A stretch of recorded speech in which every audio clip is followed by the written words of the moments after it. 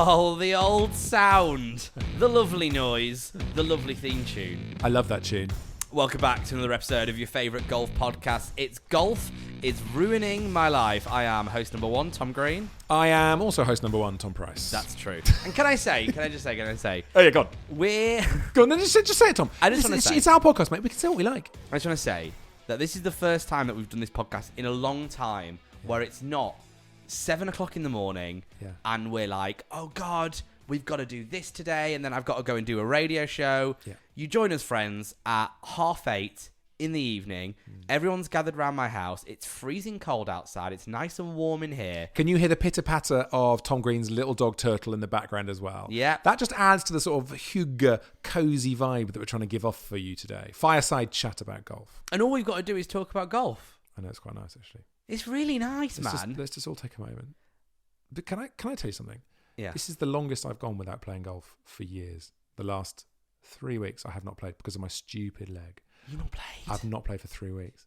So I know. So I feel like I have this dormant force of good in my life. It's like I'm religious and I've just put my religion away for 3 or 4 weeks. Right. So I'm just about to come back to it again. It's like, golf. It's time to return. It's time. When I go back to bed in the middle of the night, I don't even think about golf. That was my default way of going back to sleep, was to lie down and think about golf shots. Makes me realise, now I've had time off, I was really obsessed with golf. Oh, you've had a bit of a enlightenment moment. I think I remember you having this in, season 2 or whatever it was. Because you got the job doing radio. Yeah. And you left our magical summer behind and kind of, used golf as an enjoyable thing. Whereas I think I was using golf as a filling a lot of my time thing. Yeah. Whereas now I'm like, I'm going to just enjoy it when I go and play again. There's an idea. Wow. So you're not chasing a number. You're not chasing a score. You're not trying to get better constantly. I think I probably will get to that stage. But I feel very much like a man walking into a bar saying, I'm just going to have one. But of course, by midnight, I'll be lying in my own sick, trying to go on. But midnight might take till June next year. Well, that's the other thing. Because now, here's the thing. We're in December. And there's a strong argument for saying we're not halfway through the bad stuff weather-wise, right? No, there's a lot of bad stuff to come. Oh, we're just putting our tiptoe in. But we've done some of the hard yards. We've done, November, December are really dark times. For golf, just because there's no daylight. It's so short. You go and you can't tee off after 1. Now, I don't want to be a Debbie Downer. That's usually my job. But I think there's far worse to come. So this podcast is going out at the start of December. Normally, you can get a lot of good golf away in December. Yeah. December's normally fine for me. Sort of crisp, fine. Yeah, it's nice to be playing in the cold again. It's sort of okay. There's a novelty element to it. Totally novelty. I think it's January, February, March. Where the drudgery, the sludgery, the treachery. I can't think of any more. Travesty. No. The worst month of the year to play golf in. February. February's the worst month. Or January. Screw January. It's January. Shall I tell you why? January's such a little shit, man. January's the worst for everything, right? Because it's long and there's no hope. And you've just had a great time at Christmas. February, I don't think is that bad because it's short. And part of you is going... Masters. Yeah, it's Masters. Coming. Right now, my Masters alarm. Radar. Let's go with that one. It's kind of like Masters. Yeah. But by February, it's like Masters. And by March, it's like Masters. It's coming. Do you know what I mean? Yeah. So February has hope. January is the really difficult. It's so shit. But anyone knows, hey, come on, guys. Cheer up, mate. This is a golf podcast in December. Do you know what you need? Do you know what I'd love, actually? I don't know if you've got a beer, have you? Hello. Hello. He's standing up. I got a beer, Tom Price. He's walking over to the side. And, Turtle, don't you worry. Turtle the dog also interested. Can you use Turtle as a bottle opener? Will she be... Have I got a beer? This is amazing. So let me just... This is very exciting on the old podcast. Yeah. Right, yeah. Shall we just... Oh, really nicely done, Tom. Sorry. Yeah. I do that better. Good job. There's 2. We go again. Ooh. It sounded a bit like a wet fart. Yeah. But hey, it's okay. Here. Just bring it over. Here we Tom. go. That's great. Thanks, Tom, for bringing me this beer. So Tom, tell me a little bit about this Ace Lager that you just handed to me, the 19th hole brewing Ace Lager. Tell us about this Ace Lager. I'm going to wait for the camera to be back on the tripod. Then Absolute pro. I mean, I'm just thinking about my listeners, mate, because, it's all about the podcast for me. So, thank you to the lovely guys at Ace Lager, 19th Hole Brewing, who have sent us these lovely golf-related beers. This is great. Thank you so much, guys. Genuinely, this is really, really kind of you and really, really nice of you. It's what you drink at golf. Here at 19th Hole Brewing, we're passionate about beer and golf. So we've created Ace Lager, a premium, refreshing beer for the ups and downs of golf. So Now, you did there. I like this as Ace Lager because, of course, Ace is hole in one. Yeah. Right? So what you should do is get like 2 or 3 boxes of this and just keep them in your locker in case you get a hole in one. Oh, that would be nice. Drinks are on me, guys. Ace Golf. There you go. Genuinely, I'm going to have my first sip. Here we go. Oh, it's good. Oh, that's absolutely ace. Oh, thanks very much, guys. As a Really man nice. that's on quite a big diet at the moment, it has a bit of hold on. It's a bit hoppy. Is that going to go straight to your tiny mind now? It's a little bit like a less fizzy Corona. It's really good. Anyway, genuinely, that really means a lot that someone would send something like that to us. If you ever want to send something to the show, that's absolutely fine. The Toms at golfisruinedmylife.co.uk. Can it only be positive things? I don't want any sort of turds in a bag. Not again. Oh, should I just? Please. I just feel like I really should check that email because the co.uk/com scenario It's co.uk. is The Tom's at golfisruinedmylife.co.uk. Absolutely. It is .co.uk. If you ever want to send us anything, the Toms at golfisruinedmylife.co.uk. We'll give you a little address to send it over, and you can send it over to the show, and we'll give it a little taste. Yeah, nice. Genuinely very nice. Thank you to the guys that did that. It's really nice to have a beer with you, Tom, on a Wednesday evening. Yeah, really a much needed beer. It's been a long few days, and now all I do is look at my diary and try and work out where can I slot a bit of golf in. Not even 18 holes, like just a little 9 holes. I played 9 holes the other day. Go on. I played 9 holes at I'm going to describe this as a Muni. You know what I mean by Muni, don't Municipal. you? Municipal. I don't think that word means that much in the UK, in my opinion. I think Muni's more of an American term. Oh, yeah, Muni isn't. Doesn't really mean anything, does it? No. We call them municipal. Yeah. Definitely. But even a municipal, what does that mean? It's council. It's owned by the council, right? So it's like it's not private. It's like public land. But do we have those in the UK? Yeah, of course. There's municipal courses. Yeah, I think I played a Muni the other day. It had Stop calling them munis. It's municipal. I played a municipal the other day. It had all the trappings of a municipal. Oh, God, what are the trappings? What are the signs that you're playing a municipal course? I think the trappings are, 1, there'll be people walking on the course. Yeah. Who aren't golfers. They're definitely not golfers. Right. There's paths across the course. Yeah. So that's good. More obstacles to get around, more things to think about. I like that. Is it? Is it good or is it bad? No defined fairway or rough. Oh, yeah. Absolutely not. And putts are about sort of, 3 or 4 feet. Take it or leave it. Just whack it at the hole. It's going to wiggle, guys. There's going to be things. Yeah, it's not going to be a spike mark. No. That it hits. It'll be a mole. Not even a molehill, an actual mole. But I'm very conscious, right, that I think on this show, I think we're very balanced, personally. Well, you come across as the golf snob, and I'm a golf everyman. Is that true? I don't think that's true. Not in the least. I'm But just very conscious that we shouldn't care about what people say about the show online, Tom, but I do. People have called us Tories and up our own arses. and we're Lib Dems. At best. Sometimes, until they screwed the students, but it's just not important.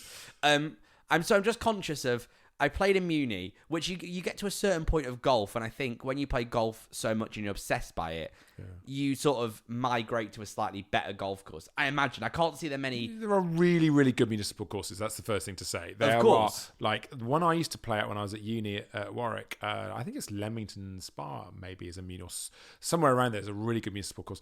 So there are loads of really, really good ones, right? But you're right. There are.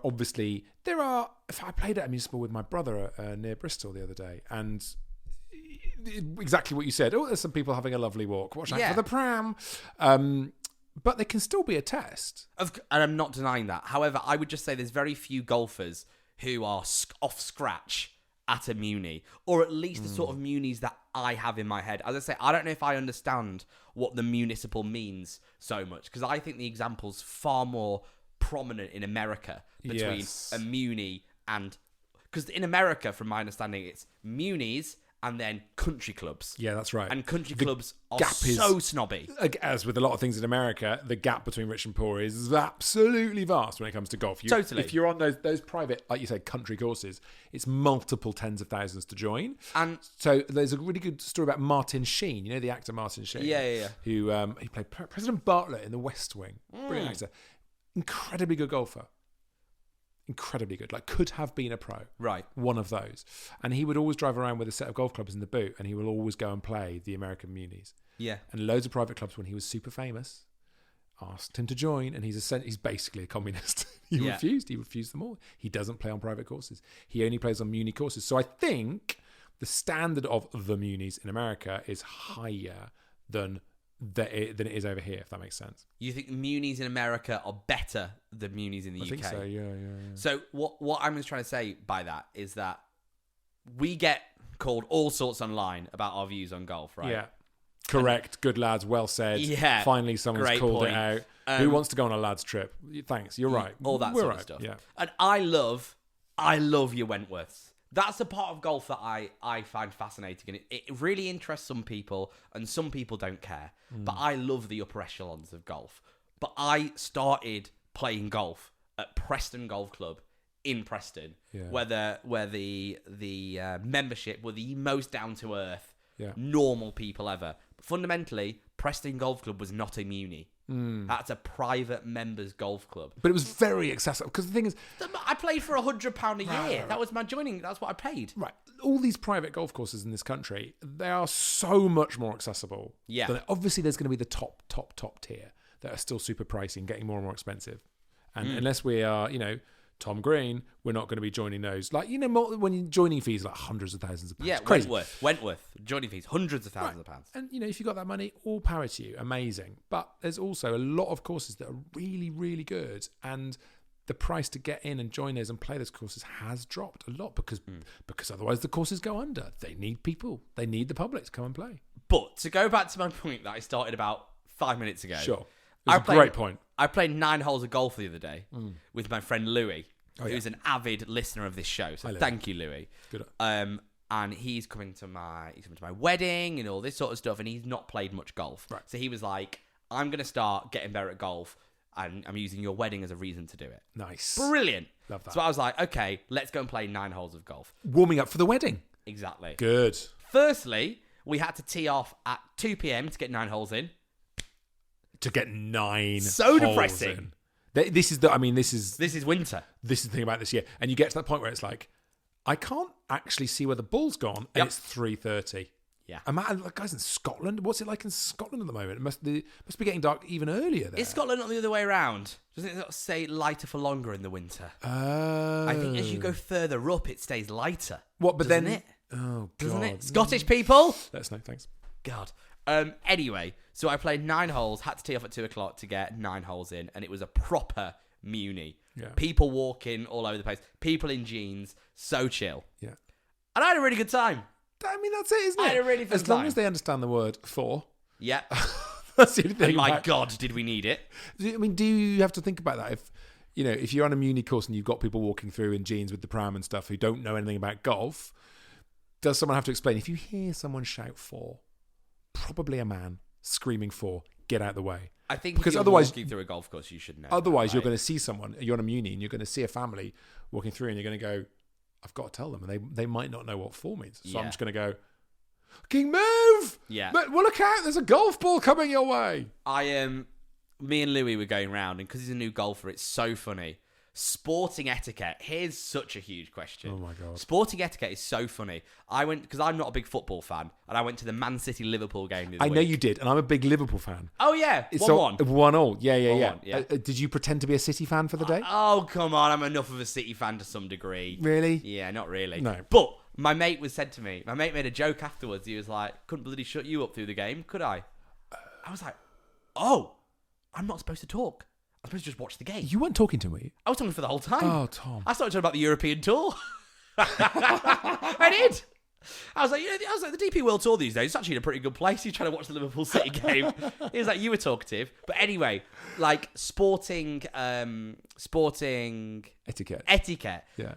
Football's one thing. try to teach Louis golf etiquette. It's a minefield, isn't it? That is a great question. If you've got someone who's just starting to play, what are the top 3 things you tell a new golfer in terms of etiquette when they're just starting? Hold that thought. Give us the answer after a little break. Can I also say something else that's coming up after the adverts? Yes. I just want to quickly, because the shows are so busy at the moment with so much going on. Yeah. After the adverts, we'll have that. Yes. After the adverts, I've got a couple of amazing book recommendations, golf books to read over Christmas. Oh, good. That I've absorbed and loved. Strong. Okay. And we're going to give the first of our golf balls away. Oh my God, it's all happening. Don't go anywhere. Oh, welcome back to another episode of Golf is Ruining My Life. The question being, what's the one bit of etiquette that you would teach to a new golfer that's really important? So you've got a new golfer. You're taking them out for their first 9 holes. I mean, knowing when to shut up is big, right? Knowing when it's like you can't be talking when someone's playing a shot. Yeah, but she's just over there. It's all right. She can't hear me. No, you can't. You just can't. Like, and there's another thing as well. If you're walking down a fairway and you see someone nearby playing a shot going up the other way. Yeah, stop. Right. Yeah, the stop. People often feel like if they're on the fairway, they're in a little bubble and they can shout and make as much noise as they like. And it's like they can hear you. They're right there. I think a key as well for a new golfer is if you are holding people up, let them play through. Yeah. Because that's going to be so helpful. If you're finding yourself like in the rough, in the trees, in the rough, in the trees, and people are getting behind you, wave, do the wave. Yeah. Move out the way. Let them through, man. Let them play through. Just let it go. I think that's probably enough. Don't talk on people's shots. Yeah. Let people play through if they're right up your arse. And if people are sort of having a shot near you, even if it's not part of your game, be quiet. I would also say pick up once you get to 10. Really? That's what we do with my son.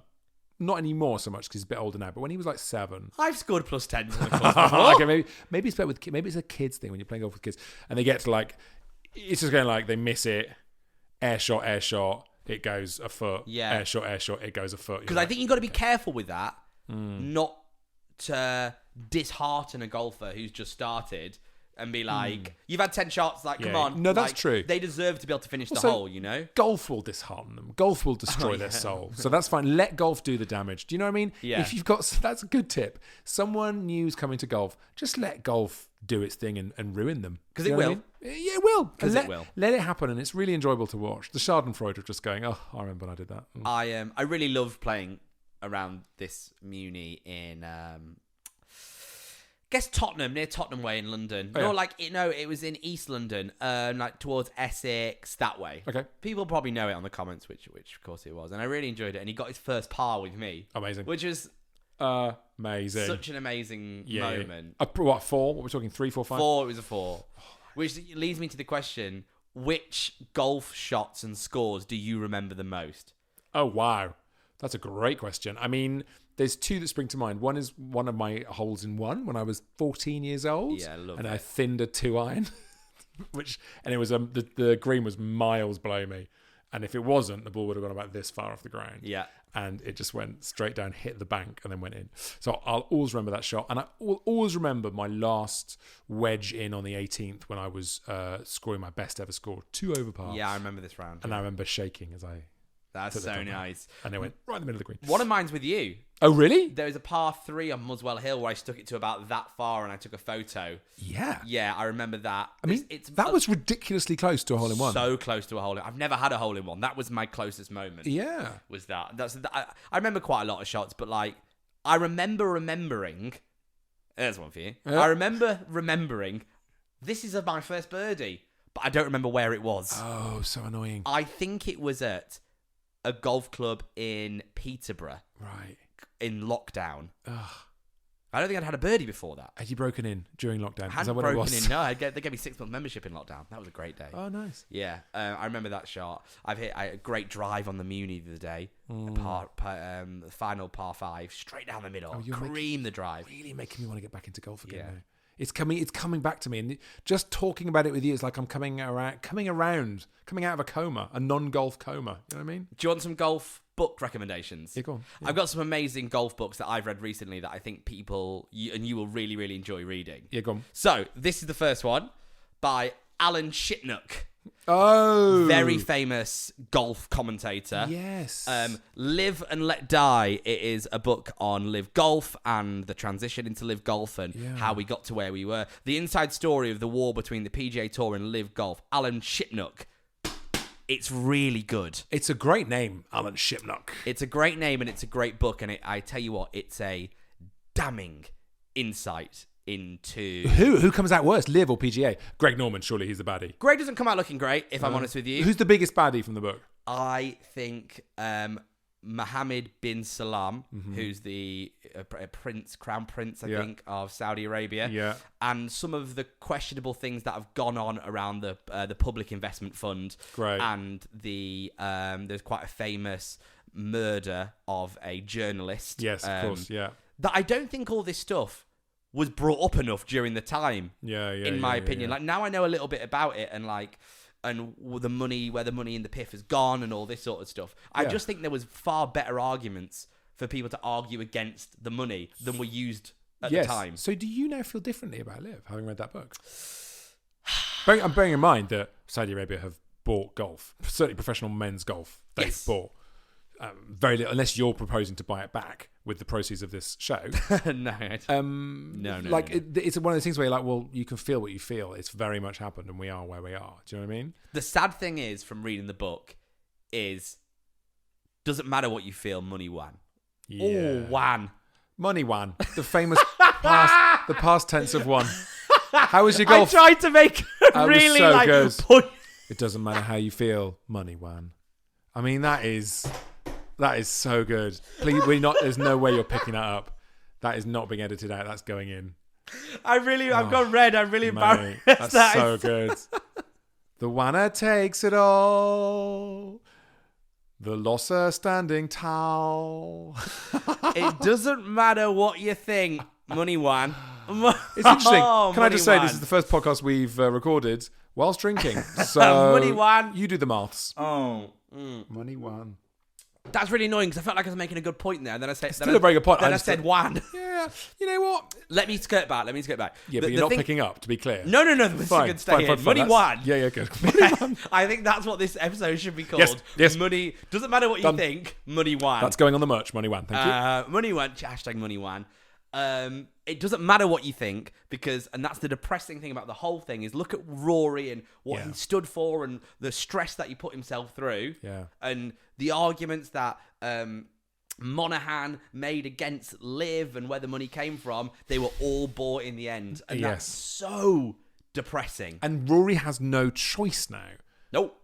There's nothing he can do. Like the whole thing's been bought.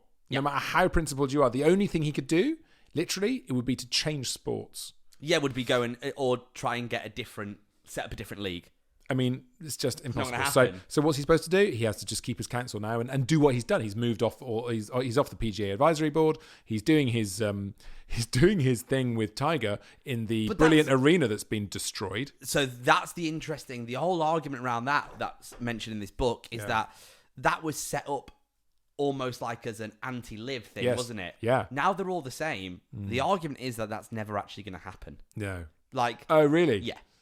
Do you think there was some dastardly doing going on with that venue? Genuinely, I've not actually seen that. Did it burn that. down or the roof fell off or something? It was the wind. The wind whipped through it and pulled it apart. Saudi Arabia went and burnt some more oil to increase climate change and make the wind happen. They went through it. But that's the thing is they've pushed, it got knocked down a bit and they've pushed it back a year. Well, they had to because they can't slot it. January is the only window when they could get everyone there. Yeah, that's a good point. The other thing that's happening at the moment that's bubbling away in professional golf world, and this is all just rumours and speculation at the moment, so this is all very much allegedly, but Jon Rahm, there's talk of Jon Rahm going to LIV. Yeah, so we're talking on the 29th of November. By the time this goes out, this might be confirmed. Yeah. Wouldn't surprise me now. No. It would not surprise me. They tried to get him last time. I mean, they tried to get everyone, but he really nearly went last time. Yeah, it wouldn't surprise me. They're all one family now. It's all one thing. But I don't understand why LIV still exists. And how long is it going to exist for? So the reason that Alan in the book says that LIV exists is really interesting, and I can't remember the guy's name. The guy who runs the PIF, so the Public Investment Fund. Yes. I can't remember his name. LIV's his baby. Oh, I see. It was all his idea. Yeah, okay. He came up with all format this. He loves the format. Yeah, okay. He's changed golf, so he's going to be very reluctant to let that. And when you're the guy who happens to have the PIN number for the bank card for the public investment fund, what you want to do is what's going to happen. Yeah, but there's interesting. They spoke in the book about the money was pulled back from after the first series. So the first year of LIV, because is it done 2? It's done 2 years. It's done 2 years. Yeah. The first year of LIV, it was you can fly everyone everywhere. Your caddies come with you. Here's all these plane tickets that are never normal. Everyone stays in the same hotel. Don't forget, we heard rumours when we were playing with a professional golfer how much the commentators were getting paid. Oh, again, people getting a fortune. Yeah. Rumours, but pretty good rumours. A lot, like 6, 7, 8 times more than on, say, Eurosport. So when they went into the second year, all that started getting cut back. Yeah. So no flights for your caddies, and caddies stay in different hotels and all this sort of stuff. And they've put the emphasis. I mean, read the book. The book's incredible. I read it in a week. It was amazing. Any murders? Love a murder. Well, there wasn't there, with the bloody journalist? The journalist. Jesus. Yeah, which is inside the. Was it the Turkish? Yeah. It was in the Saudi embassy in Turkey. I mean, look, it's really unfortunate that this cloud of controversy has sat over golf for the last couple of years, and there's no sign of it going anywhere. Like, no, that's it. It's locked in now. But do we believe? Here's the question, and here's what I landed on from reading the book: is that there was always this conversation of golf needs a shake-up, golf needs changing, and I think we've shook it up in the wrong way. Okay, so let's look at last week. Right, there are 2 DP World Tour events going on the same weekend. It's ridiculous. What? I know. So there's one in Johannesburg, I think. Yeah. And there's one in Australia. Yeah. It's just like, what's going on? I know. And in Australia as well. Like, they really miss out on a lot of big golf events. Why isn't there a massive golf event in Australia? There's LIV Adelaide. Well, okay. But why isn't there a massive golf event for the PGA or the DP Tour that goes to Australia? Australia is warm at the moment. So why don't they all go over there and have like an Australian tour for 4 events or whatever? I just don't think golf, and I'm a golf nerd. Yes, you are. I don't think it's structured well enough. No. I don't think it makes any sense. Yeah. Like, why don't we all just say that PGA Tour is the top of the tree and that there's like something else that feeds into that and feeds to that. Let's forget all about these smaller tours. There's these just big tours that everything feeds into to make it all a little bit cleaner, and it all seems to make a bit more sense. But also something else which we've talked about a lot on the podcast, which I'm really passionate about, is talking about you know, when you've helped out on the Challenge Tour stuff. There's so much. If you love the game, you don't need to be watching the top. It's like football, right? You don't all need to watch the Premier League and talk through Man City, Liverpool, right? You want to go and watch something like Challenge Tour, get really close to those players. Golf has got so many good products that are not being properly advertised and pushed out there at the moment. Yeah, and I think that's, if there's any good that's going to come from the LIV Saudi money thing, it might be a streamlining and simplifying of the sport. Like, if they did manage to do to golf what they've done with F1, like a race every single weekend or every other weekend, and you are guaranteed the top performers. That's the problem with golf. And that's the reason it's hard to get it on TV money, because you're never guaranteed Rory. We might not want to play that event. Yeah. And even with the increase, this is what they're trying to do with these increased events, the elevated events, which Rory pulled out of. Which Rory didn't even turn up and played. Oh, Rory, it was your idea. Do you know what I mean? Didn't even turn up and play. You suggested that we have a party, and then we did a party, and you didn't come to the party, Rory. Talking about a party, should we give someone a limited edition Pro V1 golf ball from the tour? Yes, we only have a couple of minutes left of the show. Loads of you have been writing lovely comments on our, on the podcast, wherever you get your podcast from. You've been writing little reviews, and we have picked some random ones to give a very, very special prize. So today's winner of a Pro V1, all you got to do now, this is where this competition does slightly fall apart. Good, we love that. The winner is Josh Wiz Williams. Oh, okay, well done, Josh Wiz Williams. Great name. Well done, Josh Wiz Williams. However, Josh, you now have to email us. Yes. The Toms at golfisruiningmylife.co.uk and give us some details. I know what you're thinking, Tom. Anyone could email us. And say, I'm Josh Wiz Williams. So we need to see a picture of your passport? But he might have come up with a made-up name for the thing. Driving license? So what I'm just going to say is, don't do that. Yeah, that's a really good system. Only Josh email. Have you thought of working for the police? No. And you could just go around to people who are about to murder. Don't bother. Don't. Whoa. So here's what I'm saying. Josh Wiz Williams, who commented on the podcast on the 13th of November. You've won. Email us, and everyone else that's listening, don't pretend to be Josh. Someone's now going to make a Gmail account with Josh Wiz I Williams know! at gmail.com. Never mind. Stop giving people ideas, man. Sorry, but it's very easy to do. Congratulations, Josh. Thank you very much. And we will be giving away a golf ball on the next show as well. Yeah. So, don't lose hope if you're not lucky enough to be Josh Wiz Williams. Remember, if you want to get one of these limited edition, tour-only Pro V1s, all you got to do is subscribe to the podcast, go and comment at the bottom, and if you pick you'll win. Also, hilarious, we put this on TikTok, and people are like, there's no such thing as tour-only Pro V1s. Oh, yes. I know, but this is just a Pro V1. It says tour on it. It's still cool. Someone's like, I could go and walk around St Andrews and pick up these. Not everyone lives near St Andrews. So either you've got to go to St Andrews, walk around the course and pick up golf balls, or you just comment on the podcast and you could win one. I mean, what is the easiest thing to do there if Exactly. you don't live next to St Andrews? But that's about all we've got time for today. Yeah, we've run out of time. God. Money Wan. I'm so embarrassed with Money Wan. Money Wan, at the end of the day, Money Wan. Money was the big one. I think the thing it was about a 1-1 situation, and Money Wan. Is I was trying to be really prolific, and it felt prolific. It was great. And then I said Wan. Yeah, it was a shame because it was a good point. Money did win. Yeah, Alan Shipnuck, Live and Let Die is the book. If you want to go and give it a read, it's a great Christmas read. Cheers. Oh, and thanks for the lager beers. Thanks very much to Ace Lager for slightly derailing the podcast via the medium of alcohol. Cheers, guys. 19th Hole Brewing. We'll be back same time next time for more of the same. Cheers. Wan. Embarrassing.